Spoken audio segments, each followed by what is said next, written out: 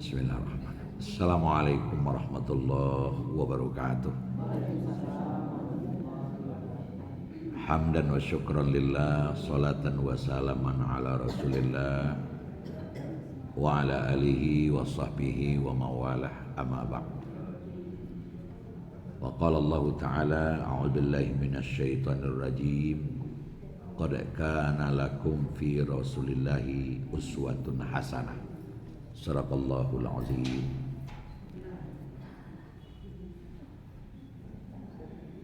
Dari Padang Panjang ke Bukit Tinggi, Baso ke Tanjung Alam. Kajiawak pagi kini yolah sambungan dari tadi malam. Bapak Ibu jamaah subuh yang dirahmati oleh Allah, bagaimanapun sebagai umat Islam, sosok model yang wajib kita contoh dan kita tauladani itu adalah Rasulullah Sallallahu Alaihi Wasallam. Dan memang Rasulullah Sallallahu Alaihi Wasallam sebagai Nabi terakhir oleh Tuhan Sang Pencipta betul-betul dijadikan sosok manusia sempurna.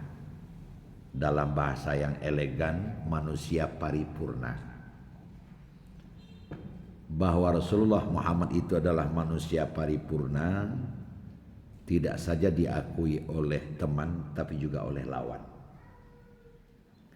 Mungkin kita pernah melihat ataupun mendengar atau mungkin langsung membaca ada sebuah buku yang cukup tebal dikarang oleh Michael H. Hart, seorang Jerman beragama Kristen Ortodok.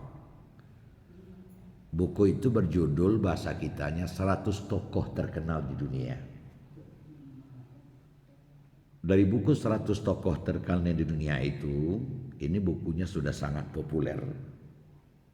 Di toko-toko buku Padang Panjang pun dijual itu. Itu dari 100 tokoh yang diletakkannya pada deretan pertama itu adalah Nabi Muhammad.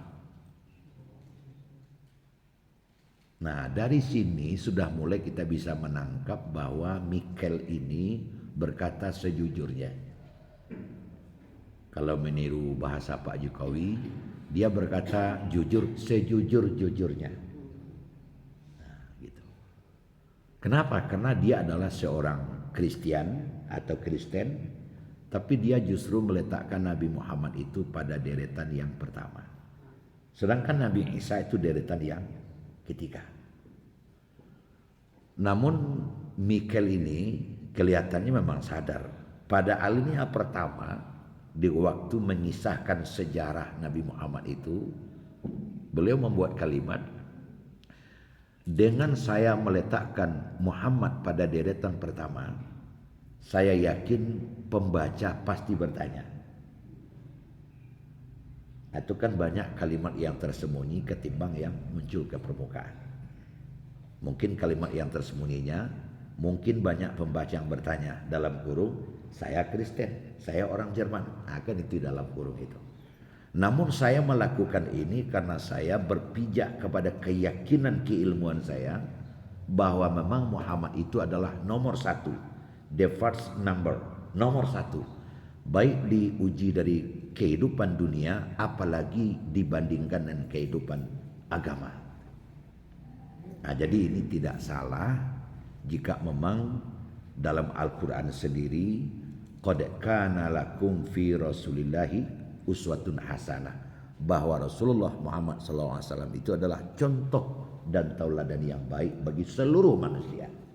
Jadi tidak saja umat Islam tapi seluruh manusia. Itu yang pertama. Kemudian yang kedua, Nabi Muhammad dijadikan model sosok yang patut dicontoh dan diteladani oleh seluruh manusia. Memang Allah menjadikan Nabi Muhammad itu manusia all round, manusia yang multi profesi. Apapun profesi dan kesibukan kita hari ini, awak patut mencontoh Nabi. Taruhlah umpamanya mayoritas kita kalau yang di pasar ini adalah berdagang. Bagaimana caranya untuk mencontoh Muhammad? Kita berdagang. Muhammad juga seorang pedagang. Maka tirulah cara berdagangnya Nabi Muhammad sallallahu alaihi wasallam. Nah, bagaimana kalau seandainya hari ini saya kan seorang petani, menggarap ladang, menggarap sawah. Bagaimana saya akan mencontoh Nabi Muhammad? Maka jawabannya, Muhammad juga dijadikan oleh Allah seorang petani juga, berkebun juga, berladang juga. Nah, ini terungkap dalam satu ungkapan. Beberapa saat Nabi sampai ke Madinah, Nabi mengadakan kunjungan ke kebun-kebun korma. Abah orang nanam korma di sekoli sama wujudnya di Makkah. Maka ditemukan oleh Nabi satu tambahan ilmunya. Ada orang yang menikahkan atau mengawinkan korma. Yang sampai hari ini korma itu bernama korma Nabi. Nah, bagaimana cara kawinnya? Korma yang batangnya sebelah bawah itu korma yang sangat manis. Korma yang sebelah atas itu korma yang banyak buahnya tapi manisnya agak kurang. Nah, dikawinkan nan manis dari bawah. Nah, dicangkok atau dinikahkan, dikawinkan dengan korma yang banyak buahnya. Maka muncullah satu jenis korma yang manis dan banyak buah. Mana buktinya kata Nabi? Ini Nabi coba mengecap korma itu, akhirnya memang manis. Keluarlah ungkapan Nabi, antum a'lamu bi umuri dunyakum. Kamu lebih tahu tentang urusan dunia kamu. Nampaknya dalam perkormaan kalian lebih piawai dari saya. Nah, ungkapan ini menggambarkan Nabi itu pernah ikut campur dalam masalah berladang. Nah, kalau kita hari ini mungkin kita seorang pejabat. Nah, karena kita hebat, kita seorang pejabat, tidak bisa meniru Nabi Muhammad. Bukan Nabi Muhammad tidak pernah pejabat, malah Nabi menjadi kepala negara. Menjadi kepala negara, bagaimana bersikap dan perilaku sebagai seorang yang dituakan, tinggikan seranti, yang dituakan selangkah, bisa juga mencontoh Nabi Muhammad SAW. Malah dia jadi seorang kepala negara. Hari ini kita aparat keamanan, mungkin tentara, ABRI cara saya isuannya, TNI, Polri gini. Bagaimana cara mencontoh Muhammad? Muhammad panglima perang. Jadi juga bisa mencontoh Nabi kita Muhammad SAW. Nah, saya seorang olahragawan, mana-mana olahraga. Nabi juga ajar anakmu memanah sejak dari ketek. Karena Nabi adalah orang yang sangat piawai di dalam berolahraga. Dia adalah seorang penunggang kuda yang tangkas, pemain pedang yang tiada tandingan. Jadi apapun profesi yang kita bawakan hari ini, Nabi Muhammad itu pantas dijadikan contoh dan tauladan. Baiklah ibu dan bapak, kalau kawak sabi kasado Allahnya sampai selesai tentu sampai hari cara masuk awak. Nah, kita ambillah satu kapling yang sengaja disiapkan untuk pagi ini. Satu kali ada satu perang di Madinah. Itu berjalan kaki sangat jauh. 60 kilo pai, 60 kilo pulang. Di tengah-tengah panas terik yang bukan main, kan sama tahu dan terasa ada waktu bakap paneknya berjalan tengah hari piriak, sementara angin bantu itu. Sehingga pas waktu pulang itu sudah banyak prajurit tentara ini nang kapok di tengah jalan. Sebab ndak ada minum, ndak ada makan, sementara jalan jauh itu nang ditempuh. Kalau 60 kilo kan sejauh tu padang panjang berjalan sampai hampir tiba pekau buah mah. Berjalan kaki itu ndak bayar angin. Timbak pulang balik. Banyak ialah hamba mohon izin Rasulullah bawa terlambat seketik nak taluk lah rumah baranti sekolah dulu. Adon nan taici surang saja. Tapi yang Nabi ini biasa saja jalan. Ngomong biasa, jalan biasa, bantu ndak ada kapanean. Maka setelah sampai di Madinah itu menjadi bahan pembicaraan. Menjadi bahan pembicaraan, menjadi bahan diskusi, diskusi. Ana ni makan dari Nabi kau. Resep nani makannya kau. Umur lah segitu, tapi berjalan sangat kuat. Dan dia angketek pada nyonya ndak dapat kiri baca oleh. Kok ditambah kat sekilo lah mati dia lagi kecil. Dimakan. Karena sudah menjadi diskusi dan sangat viral. Akhirnya berwujud ke dalam suatu kesepakatan menunjuk beberapa orang menanya langsung ke Nabi. Maka di waktu itu datanglah beberapa orang utusan Rasul. Kami adalah utusan dari kawan-kawan. Nak bertanya ke beliau. Nak bertanya ke engkau. Apa yang mau ditanya? Nah, dikisahkan yang tadi. Kita berjalan sekian jauh. Banyak teman-teman yang sudah minta izin terlambat di jalan. Ada yang kapok, ada yang pingsan.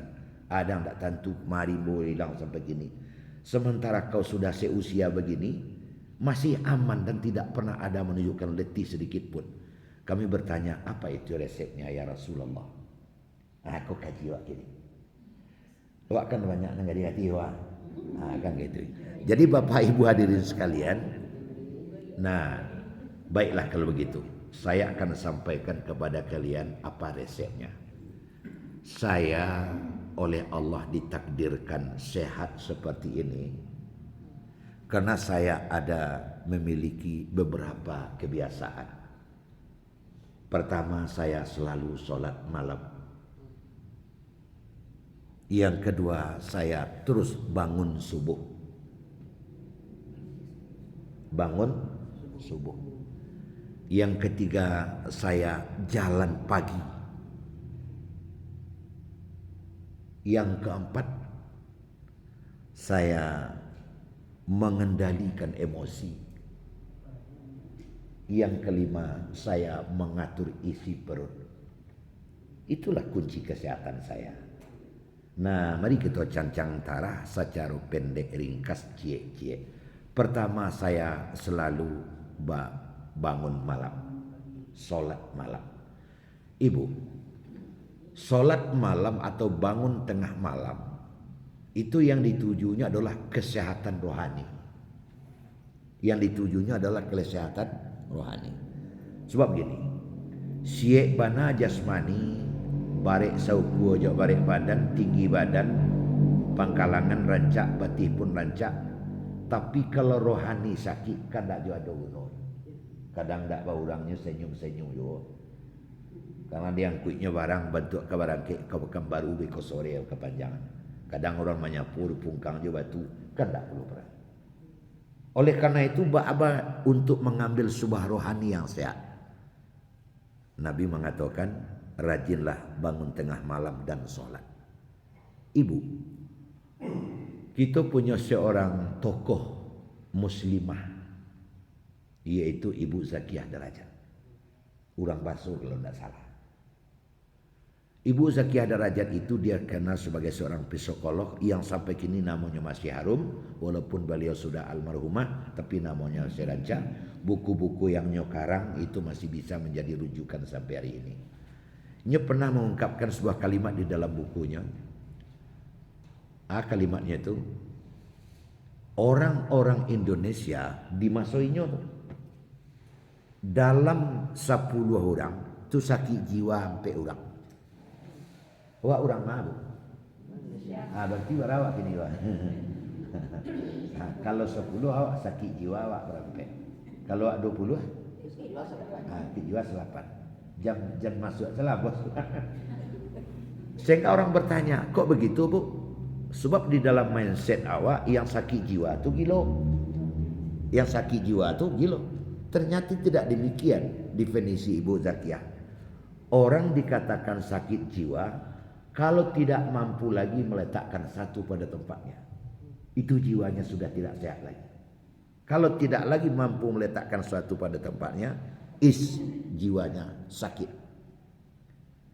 Jadi artinya orang yang di dalam hidup bergaya hidup indah bacarati, coba dak sepilasong terletak di santuang, mengecek banang kalamak denyo, berbuat banang kalamak denyo, bapakain banang kasuko denyo, sakit jiwa.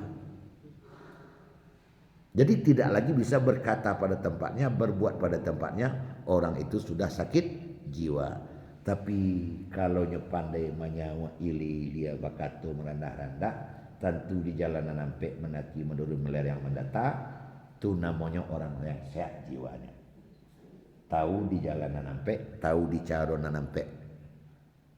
Bilo nang patut maju, bilo nang harus mundur, bilo nang tahan di tampe, bilo nang mengecek, bilo patut mengecek, bilo patut yang mampunya menimbang nama itu, kecek nang disampaikan, bahaso nang dipilih, di ma konan tape, di ma lu aja patut jo mungkin tu bisa terpakai. Orang yang mampu berbuat seperti itu adalah orang yang jiwanya berada dalam keadaan sehat, rohaninya berada dalam keadaan sehat.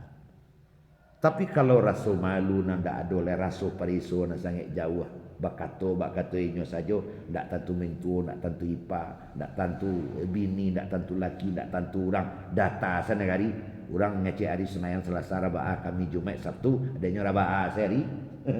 Nah, kalau ikonan dipakaikan di dalam hidup, orang itu namanya sudah sakit jiwa. Akan babayo dia.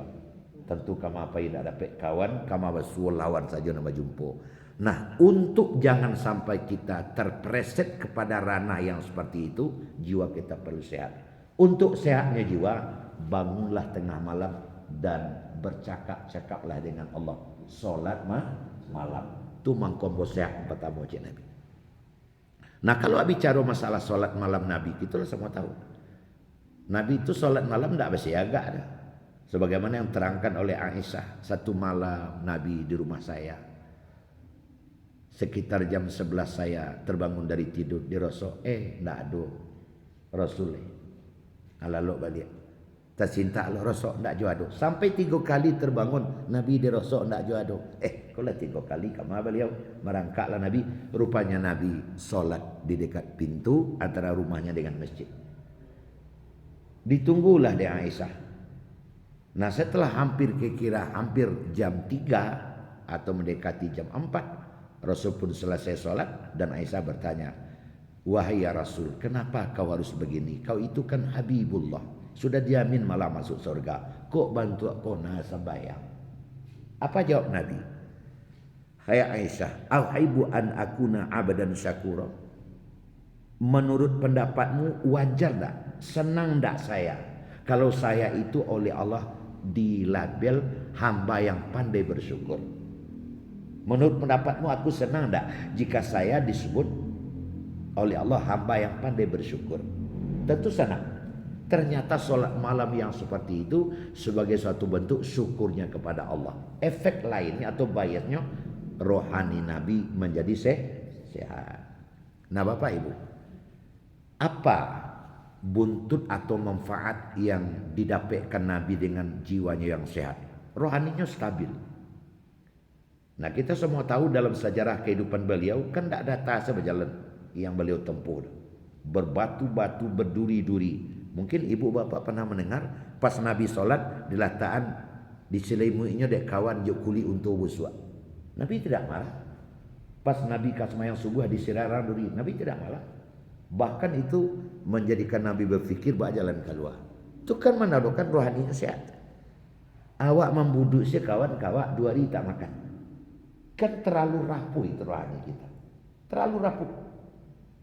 Tiba di masjid kira tapek tunggak tempat bersandawak lalu dulu kawan balik pulang balik mah. Itu kan terlalu rapuh itu rohani kita. Bagaimana cara mendapatkan rohani yang kuat ini? Maka kita solat malam. Nabi menceritakan itu. Yang kedua, saya sehat karena saya bangun pagi-pagi, bangun subuh. Nah, apa pula cerita dengan bangun subuh ini? Nabi menjelaskan. Satu-satunya yang tak boleh hindak dalam hidupku harus ada, iaitunya udara yang selalu kita hirup. Keluar masuk melalui hidung, kadang-kadang melalui muncong kalau influenza. Nah, itu kurang baik nafas melalui mulut itu. Artinya apa? Udara yang kita hirup itu harus bersih. Alhamdulillah kalau berapa banyak udaranya pada sejauh. Tapi kalau di Jakarta lah polusi sedolah. Karena pabrik ilmu dia kata ke bawah. Makin bersih udara yang kita hirup, itu kita makin sehat. Dalam hal ini sehat jasmani. Kalau kotor udara nan wa hirup, kadang penyakit. Nah, makanya dua waktu udara kotor keceknya ke patangkos, dua waktu kita covid kamu apa ikan betutu hidung awak. Itu anak agak kue itu, kue tutupnya mati apa? Kan tutup hidung kamu apa? Karena udara itu dianggap kotor. Jadi makin bersih udara kita hirup, makin sehat kita. Nah sementara dalam kehidupan sehari-hari mulai dari pagi sampai malam udara itu bertingkat-tingkat. Udara yang paling kotor itu ya sekitar jam 8 mulai kotor itu. Sampai maghrib. Kenapa kotor? Karena angok kola banyak.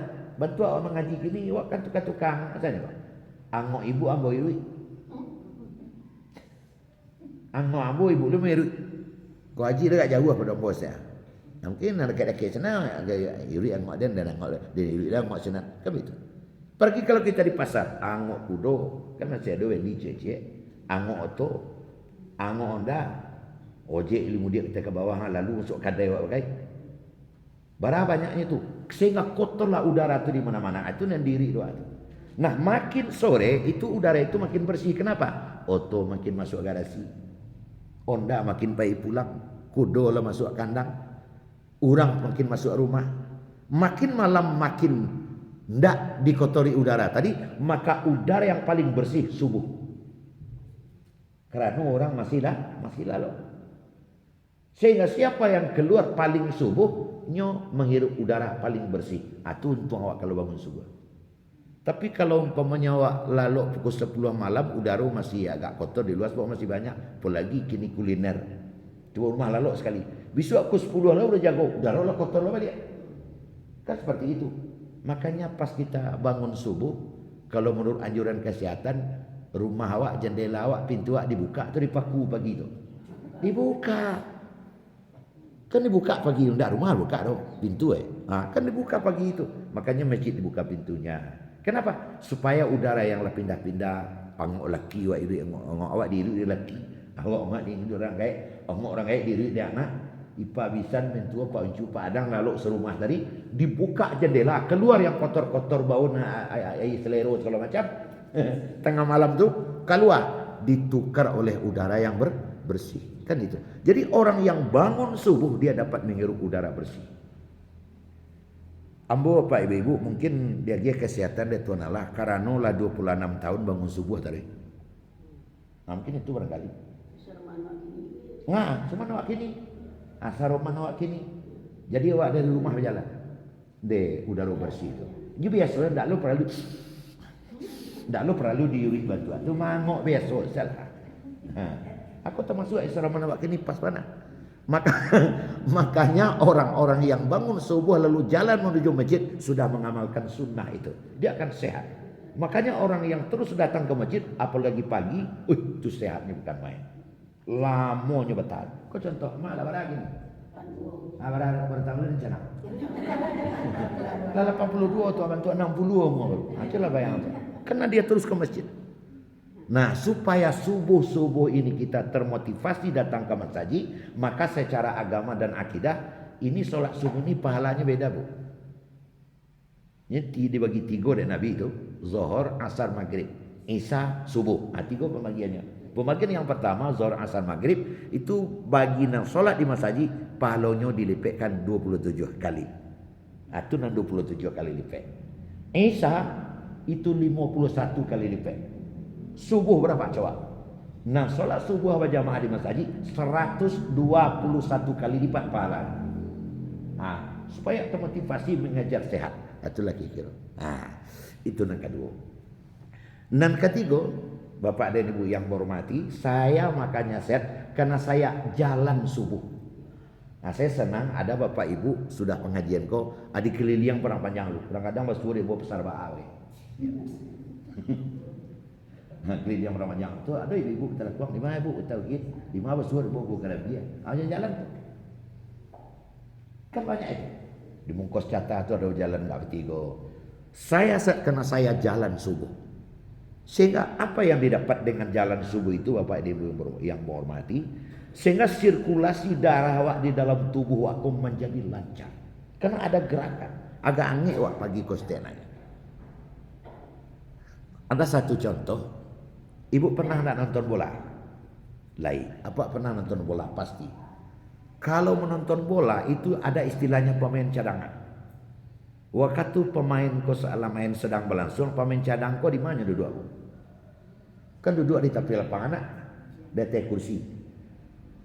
Nyo duduk di atas kursi sambil kalau maku aku lalu kemudian nyo mengorok ataupun bakaruah atau nyo terus lari-lari ke bawah. Terus lari-lari ke pemanasan. Nah itu ada rahasia. Sebab kalau nyo duduk di kursi lalu nyo bakaruah beko taimbau ke tengah lapangan tentu nak tentu ngeri sifat. Tu ke situ sifat, tu enggak golawak tu. Ne nak tentu arah dah. Tapi nyo terus pemanasan sehingga dia juga berkeringat. Sewaktu-waktu kalau pelatih mengeluarkan salah seorang pemain, dia penggantinya, dia langsung ready dan siap. Abang tu luawak dalam hidup. Sesudah subuh ini apa pekerjaan rutin kita yang wajib kita lakukan? Fantasiru fil ardh wabtaghu min fadlillah. Sudah semayang subuh ala tarang hari, carilah rasa kilek, garaplah bumi. Nang kakadai, nang jual bali pila kakadai, nang guru pila sekolah, nang pegawai pila ke kantor. Nang beladang pila ke ladang, nang ke sawah pila ke sawah. Supaya kerjaan kita di tempat-tempat itu lancar, kita harus ada pemanasan. Mangko banyak ada orang pik sawah, tiba dia ladang catua, empuk kakinya catua. Kadang merambahnya, jarinya rambah. Karena tidak ada pemanasan, jago lalu merambah sekali. Tong li jarinya rambah, kadang bini terambah. Dek sasek. Tapi kalau ada pemanasan, senggol rambahnya tape. Kok tiba di kantua tanda tangannya tape. Kalau dia ngomong, senggol ngomongnya itu menjadi stabil. Ama baca cerek, ia mana cerek terbacanya. Kadang cerek, lain bacanya. Karena tidak ada pemanasan. Nah, makanya jalan subuh itu akan mengakibatkan sirkulasi darah kita menjadi aman, menjadi lancar, dan gerakan kita menjadi lincah, hidup kita menjadi bergairah, sehat tubuh kita. Itu nang ketiga. Jalan subuh. Nah, nang kampe, Bapak Ibu bahagia, saya makanya sehat seperti ini kata Nabi, karena saya di dalam hidup selalu mengendalikan emosi. Aku nak perlu cek. Apa maksudnya mengendalikan emosi Bapak dan Ibu yang menghormati? Bagaimanapun al-ghadab, marah itu sifat kemanusiaan. Marah sifat kemanusiaan. Kalau tidak pandai marah, tidak boleh jadi manusia, tapi silakan jadi malaikat saja. Jadi kalau nyorang pasti ada nyobangi marah. Tapi untuk kita garis bawahi, Pak Guru, al-ghadabu nar, marah itu adalah api. Nah, jadi kalau marah berarti api itu. Kalau marah itu api, asyaiton minan nar. Setan itu asalnya jo api. Api jo api kan murah batamu. Artinya apa? Awas kalau kita dalam keadaan marah. Kita mudah digoda oleh setan karena kita sedang berada dalam keadaan berapi. Aku nanti hati wanawa. Maka orang yang tidak mengendalikan marah akan dikendalikan oleh setan. Karena api duit murah api kok situ. Akan seperti itu. Tidak marah tidak boleh. Karena marah itu perlu. Karena marah itu ujungnya kalau dikendalikan secara maksimal, ujungnya adalah li'a'la kalimatillah, menegakkan kebenaran. Umpama kecik nak wak pi mapat tepek kawan yo apilah nak. Tapi sebelum maghrib udah balik pulang yo mah. Lah pukul 11 baru ngegeknya pulang. Malam. Berang mak tak? Berang. Kesiko. Kecik amat tadi. Besok jangan diulang. Marah kita dengan caranya lah gitu. Sehingga tidak terjadi lagi yang seperti itu. Itu perlu. Tapi kalau yang saja ada agar yang marah tu liku sebalik suku hari kesubuhan saya pulang saya tak pulang itu sudah. Maka marah itu perlu, tapi ingat kalau marah tidak dikendalikan berbahaya. Nah berbahaya. Ambo sangke tinggal ke Sulungan di ujung tu ada rumah ketek sehingga seolah ada berkaitan di rumah awak. Nanya ayam ke rumah nyuka ayam. Dek sangat berang nyuka ayam tang di rumah. Tiba di sudik basuarnya ayam tu nyelok putih ayam. Tu marah namanya tu. Ayam ketek sekarang malam nyok aja dapat nyelok kaki ayam tu tangga ayam kok. Tu marah yang tidak terkendali namanya itu.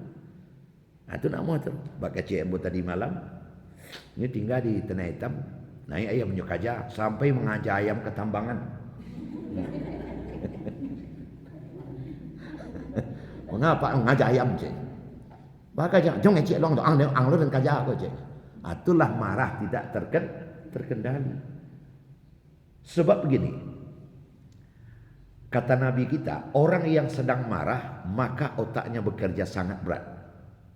Otaknya bekerja sangat berat. Jadi kalau wak berang tu tak wak kerja barek. Karena otak kita bekerja berat, sirkulasi darah kita itu berubah. Karena otak bekerja berat, maka otak perlu distribusi darah yang banyak, perlu amunisi tambahan. Sehingga orang yang marah, darah parutnya naik katanya. Karena memang otak mengendaki begitu. Makanya orang yang marah mukanya sirah. Karena darah yang di perut itu sedang melewati muka. Ada orang marah pucet. Orang pucet itu habis soalnya. Ketakutan tu. Pucet pada tumpak dan tidak ada orang. Bako pucet. Ini berang mah. Tidak mungkin. Orang marah pasti mukanya merah. Karena muka itu sedang dilewati oleh darah yang ada di perut ke atas ke otak. Kalau ini tidak ada pengendalian, maka darah itu akan menjadi biasa naik. Sehingga cek-cek. Akan ada orang cek-cek berang, cek-cek emosi. Kena terbiasa. Nah kalau ini dibiarkan, terlalu banyak darah di otak, dia akan menggigil. Ada orang berang menggigil. Aduh. Kalau masih dibiarkan, bukan hanya menggigil, karena sudah tidak lagi keseimbang di dalam tubuhnya, nyepinsan. Itu adalah metabolisme tubuh awak di dalam menjaga kesehatan. Ambo anak mau narang, ambo dokter Fitri kok. Nah, di dalam metabolisme. Kalau orang sudah terlalu tinggi marahnya, dia pingsan. Sebab bu, kalau nyendak pingsan, mencupik darah di kepala kau ya. Makanya Allah memberikan suatu standar, kalaulah sampai kepada tingkat frekuensinya sekian, dia pingsan surang saleh. Nah kalau nyala pingsan, dia tidak sadar diri, darah kau balik ke bawah balik. Darah kau balik ke balik. Setelah darah tu berada pada taraf normal, dia siuman. Sadar dia, mana buat tadi? Kau berang tadi, berang lagi naik lo darah balik. Aku tapi lo berang, naik lo balik. Ini kalau terlalu sering kita lakukan dan kita biarkan, orang itu akan mudah, akan gampang ditular oleh penyakit hipertensi. Darah tinggi. Nah kalaulah darah tinggi, itu adalah pintu gerbang untuk seluruh penyakit. Lah murah dan lain. Urek-urek nang kepala sakit, nang pesandian kalau macam nang parik gitu. Murah saja lagi. Maka itu harus dikendalikan. Bagaimana cara mengendalikannya? Tahan dan kendalikan marahmu. Memang ini berat. Sehingga Nabi kita pernah menggambarkan lailas sasadi bersuah. Innamas sadidul ladzi yamliku nafsahu indal ghadab. Tidak dikatakan kuat orang yang dapat membantingkan saudaranya ke tanah, bentuk smedon itu. Nyuangke orang nyuang pendek itu nang kuat dah. Yang kuat adalah yamliku nafsahu indal ghadab.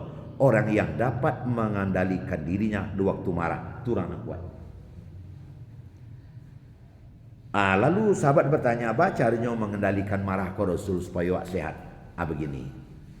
Karena marah itu api. Kalau kau marah sedang duduk, kau berdiri dan berjalan. Jadi kalau awak sedang duduk atau pai awak. Kalau awak berang kagaleh, cali galeh, atau gigi galeh terus sudah. Pindahan pencalian karena lain dan awak berjalan. Ya kalau saya sudah jalan masih marah, Rasul gimana? Kau pergi ke masjid ataupun kemana saja, kau berwudu. Itu cara metode menghilangkan marah. Berwudu awak. Karena berwudu itu pasti dengan air. Biasanya api kena air itu dia akan padam. Yolah berwudu sama Rasul, tapi you berang baru kau solat. Sebab itu akan ada ketenangan. Yolah sembahyang bu, berang je Rasul. Kau pergi lagi ke dekat tempat wudu tadi kolam, mampu kalau. Mampu setabek itu. Yolah mampu apa setabek masih berang Rasul mancilam. Baralah Rasul sampai berangnya hilang, jangan hilang. Jawang-wang Nabi macam Nabi. Tapi biasanya tidak sampai mencebur masuk kolam pun, sampai berwuduk saja sudah tenang. Sampai berjalan saja tenang. Kau indah berang kanak cali anak terus nyogigi kepala anak. Nyogigi kepala anak kau. Jadi mengendalikan emosi yang seperti itu dengan caranya itu akan menimbulkan sehat sehingga sirkulasi darah awak menjadi normal. Kau tidak hipertensi awak. Darah tinggi awak. Kan ada orang caca berang caca. Lemas kilo nya. Lemas kilo nya. Gara-gara terompa tersipak deh kawan. Emosi lu tu. Ambil salah balik ke dia. Kadang-kadang emosi itu, waduh ya Allah, bukan hanya marah sama teman, kadang kepala nyong hantaan ke pintu. Dia talan tu keluar, talan tak di pintu. Aku jalan. Dek terlampau berang tuh. Itu yang paling berbahaya. Yang kelima yang terakhir, agar sehat kata Nabi, saya mengendalikan perut. Nah, ini al-batnu darul marid. Perut itu adalah rumah penyakit. Orang tidak bisa mengendalikan paru, tidak sehat ya. Sebab paru itu rumah banyak penyakit. Sebutlah apa saja macam penyakit. Pasti al-usul minal butun. Asalnya pasti dari paru. Hipertensi, hati kalau jalan. Paru hijau. Alay. Karena ada orang stroke, kalau macam asalnya paru hijau. Mato capek nak macam tu paru hijau. Ada tulang punggung yang ke betulang tulang punggung tu betulang. Apa itu? Apa saja macam penyakit asalnya perut.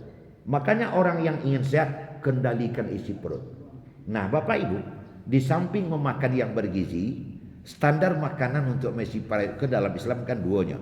Kulu mimma fil ardi halalan thayyiba. Makanlah nan halal dan yang baik. Yang halal artinya halal asalnya atau halal jenisnya. Halal asalnya secara pendek saja, jangan sampai dimakan nasi becilok, jangan dimakan sambal bertembak. Nah itu asal apanya itu? Asalnya itu. Walaupun nasi, walaupun sambal, daging segala macam, pi becilok itu asalnya. Yang kedua halal jenisnya.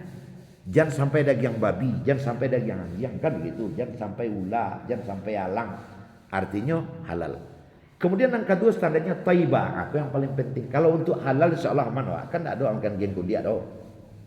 Ada ndak rendang kucing ada? Kan tak ada. Singgah ke rumah buyanya rendang kucing ada, tak ada itu jamaah kamu orang. Tak ada. Nah, jadi kalau untuk halal insyaallah aman. Tapi untuk thayyibah, ini ibu ngajar saya dulu di Muhammadiyah. Kalau untuk thayyibah banget bukan main. Thayyibah itu artinya bermanfaat, bergizi, bermanfaat buat tubuh. Bergizi. Nah, bergizi maksudnya di sini adalah yang tepat untuk hajat tubuh kita. Baru dia thayyibah. Bukan asal bergizi, tapi juga gizinya relevan tak dengan tubuh kita atau tidak. Makanya kita harus apa? Harus kami dari tadi ngomong sebelum sholat dengan Naji PDAM tu.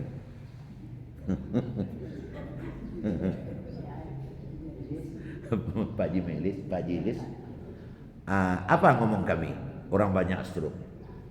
Itu asal-asalnya itu adalah makanan. Makanan mungkin halal tapi tidak thayyibah. Umpama datang tamu ke rumah awak. Tamu ko darah tinggi, cok hipertensi. Dia awak menghormati tamu, dibuat untuk inyo teta lu atau itiak serati tiga sekali kocok. Nyo le darah tinggi ko.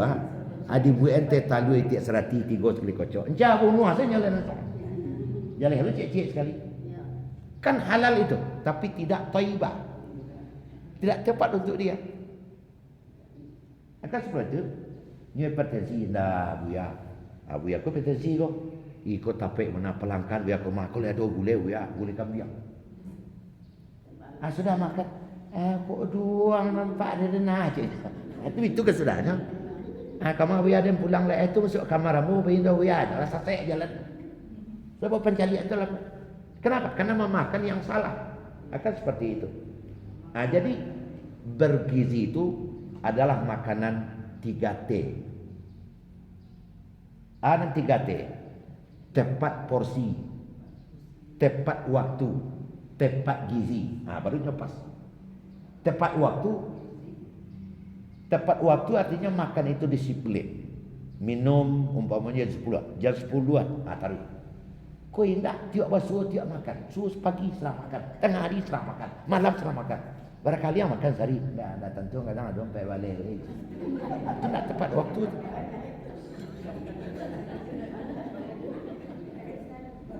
Ayo, tepat porsi. Masing-masing awak kan ada porsi makan awak. Kan seperti itu.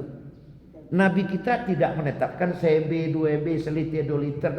Kenapa? Karena Nabi tahu betul perut kita itu Berbeda, ada orang kuruinya tapi panjang pari itu. Ya, adanya pendeknya, tapi yang pendek itu separuh pari saya. Jadi ada orang banyak makannya, ada seketik makannya. Makan Nabi membuat standar yang sangat bagus untuk diterima.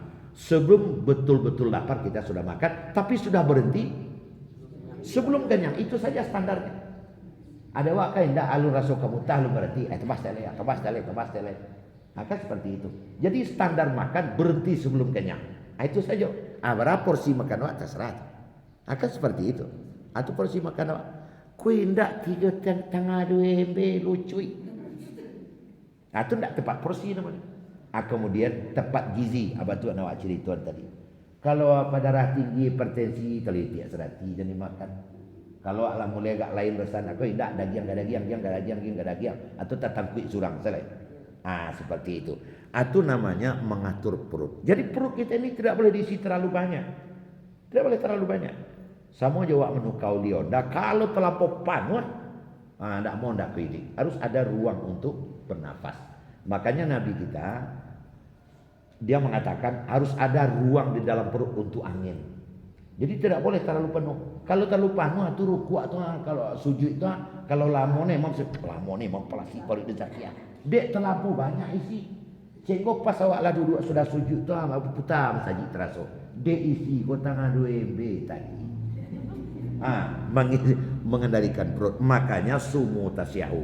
Berpuasalah kamu akan menjadi sehat. Makanya orang yang terus berpuasa, yang doa dan berpuasa dia akan sehat. Jadi ju'u tasyahu, berlapar-laparlah kamu, maka kamu akan bukan kelaparan. Kalau kelaparan mati jadinya. Berlapar-lapar artinya perut itu betul-betul dikendalikan sehingga tidak makan yang kelamaan lewat saja. Itulah Bapak Ibu. Saya makannya sehat karena 5 itu selalu saya bawa di dalam hidup sehingga Nabi kau tidak pernah sakit dalam hidup kecuali pening-pening saja. Hanya beberapa saat dia pening. Kalau informasinya kematilah ada 3 bulan sebelum dia di waktu haji wada sudah mulai ada dia memberitakan. Tapi pas di waktu kami meninggal itu panjang saya. Jadi tidak ada dirawat. Nabi Muhammad dirawat di RSUD M Jamil setahun tidak ada. Tidak ada. Kenapa? Karena memang dia sehat dan dia sangat antusias menjaga kesehatannya. Itulah Bapak dan Ibu berbahagia. Kesolok ke Sungai Nanam tiba di situ hari pagi dari lewek jam 6 tentu Anda boleh kalau tidak berhenti. Mudah-mudahan anak gue sampaikan akan ada manfaat. InsyaAllah nanti kalau ada waktu kita akan sambung di lain kesempatan. Assalamualaikum warahmatullahi wabarakatuh.